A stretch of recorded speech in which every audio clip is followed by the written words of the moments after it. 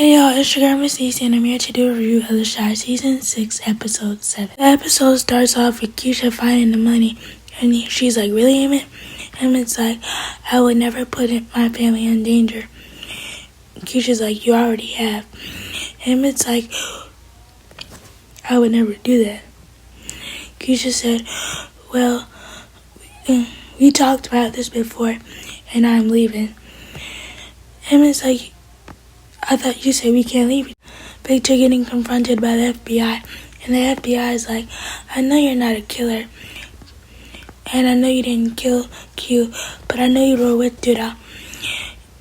Victor's like, I don't know anything. The FBI agent was like, you sure about that? Then they show Victor a picture of himself at the scene where Q's body was dumped at. We see Emmett go over to his parents' house to get the gun from Darnell, the one that Duda gave him as a housewarming gift.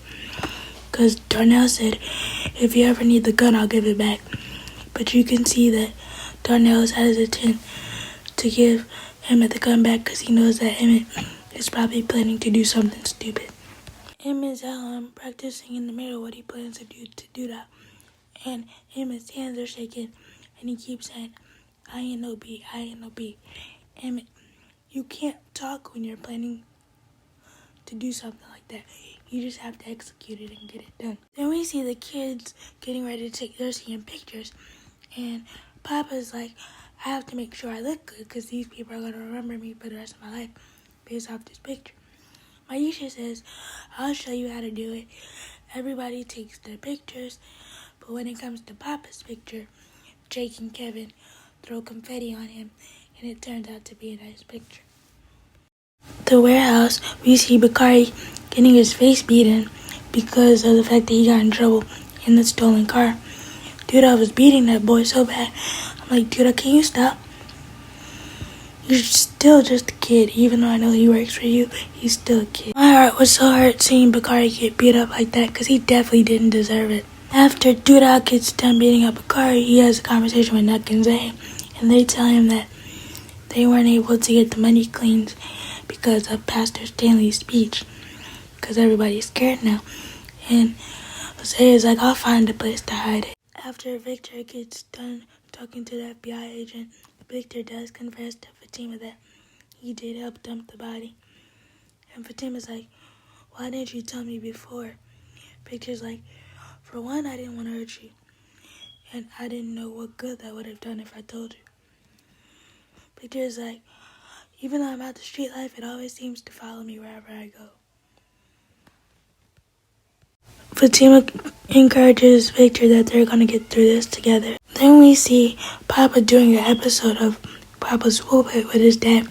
And this episode's emotional because they're talking about time and how precious time is, and to cherish the time with the people that you love, and don't waste time on things that you don't love doing. And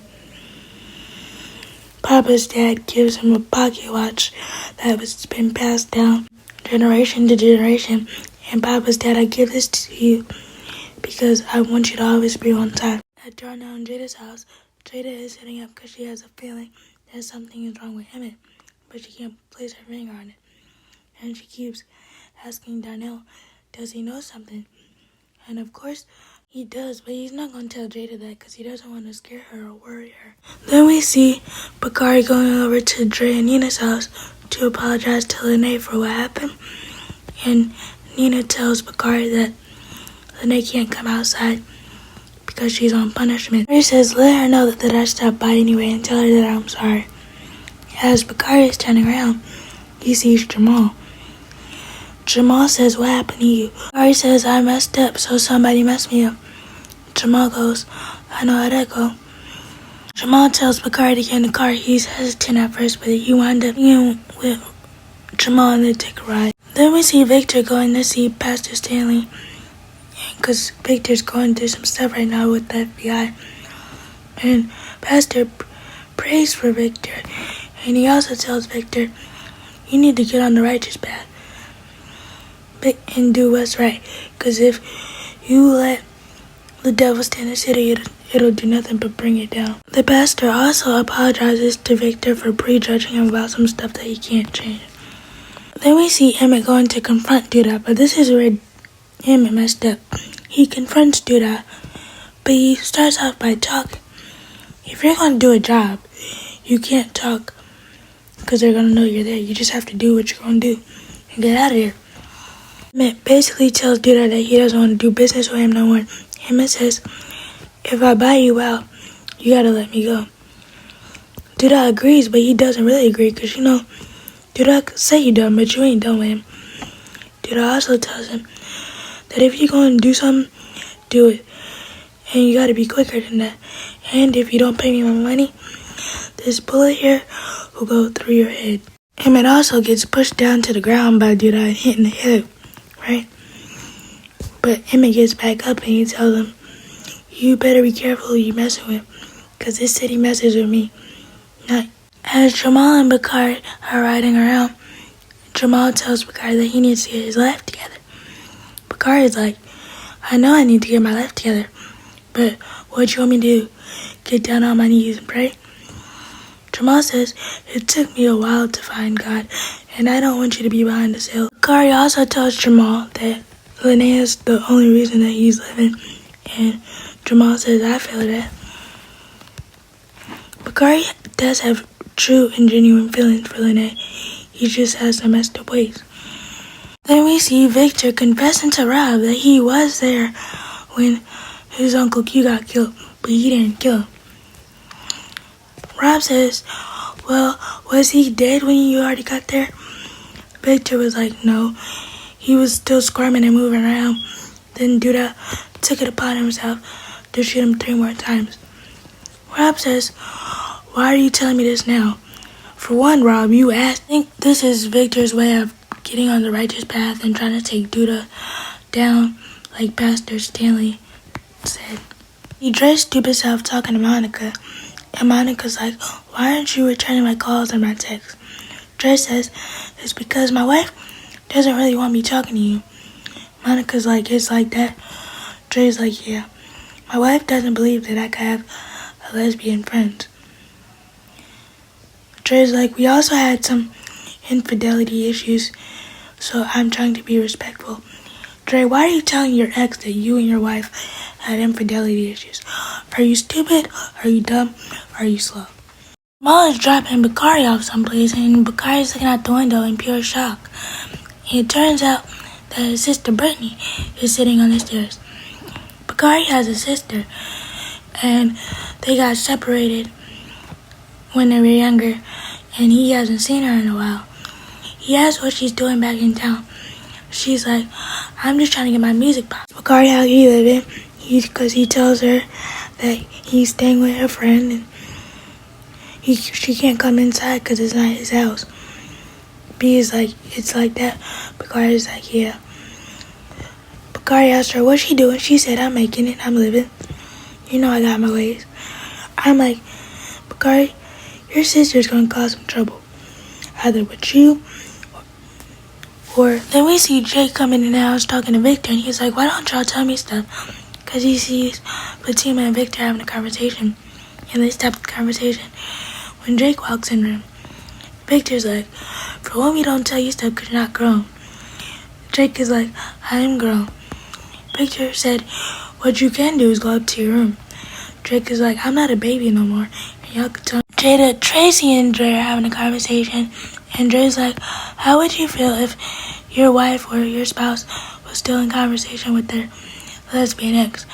And Dre was like, I just want to have lesbian friends, but Nina won't allow me to do that. Tracy's like, I can see why, but I still want to be friends with Duda because I miss our conversation. Jada's like, well, I married my ex. Tracy, why would you want to be friends with Duda? But Tracy also asked Jada if she had feelings for her ex, Monica. Dre's like, no, but we all know that Dre does have some residual feelings for Monica. Also, Tracy's the one that hired Monica, and she's just now finding out that that's Dre's ex. Then we see Rob going over to talk to his mom to let her know the information that you just found out, that Duda was the one that killed his Uncle Q. And Alicia's like, well, you know what you have to do. Rob is like, it's not that easy. He's a gangster and it's not gonna be easy to take him out. Alicia's like, well, I do it every day. You just have to find somebody that you trust. Rob doesn't trust a lot of people, so I wonder. We see Kevin going over to tell his parents that he's moving to LA. Lena is not supportive of it at all. She's like, why didn't you talk to me first? And Kevin, you can't play video games all your life. Well, Lena, times have changed, and actually you can make a wealthy living off of playing video games. But Dre is very supportive. She's supporting Kevin in his decision. Lena doesn't like that at all, to the point where she tells Dre that she shouldn't be in the conversation, basically because she's not Kevin's biological mother. And Kevin tells Lena that Dre's his mom too. Dre says, just let me know where you're staying and let me know that you're okay. And we see Papa and Kenya talking about Papa just discovering that Kenya has a son. Kenya is like, it's okay if you want to leave now, because I know I come with a lot of extra baggage. Papa's like, I'm still trying to process all this, but my feelings for you haven't changed. We see Papa arguing with his dad, because Papa was supposed to be home one time, and Pastor Stanley was like, I gave you a pocket watch and you still not on time. Papa's like, I was with my girl. Pastor Stanley's like, your girl? I thought I told you you couldn't date. And I haven't met her. Papa's like, she's the girl I was supposed to go to prom with. Papa's like, well, you'll meet her and her son eventually. Pastor Stanley said, her and her what now?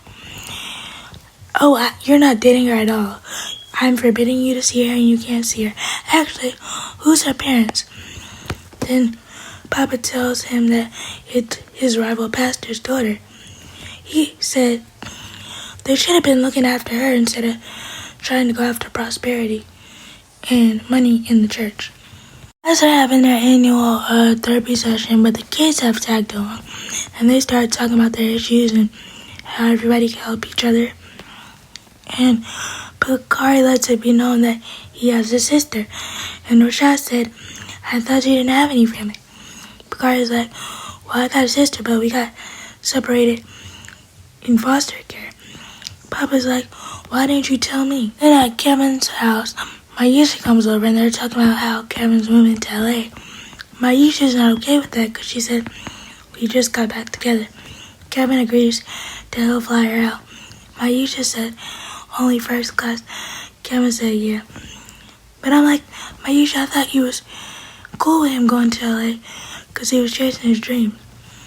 But I understand why you don't want him to go. It's the day of graduation and everybody's there to support the kids. And I'm like, why is Duda here? Because he goes up to Bakari trying to confront him and talk to him. And Rashad and Victor are like, the only way you go and talk to him is if you talk to us. Duda's like, it's like that? Rashad's like, basically, yeah. I'm like, I know that's right. Pastor Stanley sees Bakari and he gives him a hug, but he also sees the bruises on his face, and you know where they came from.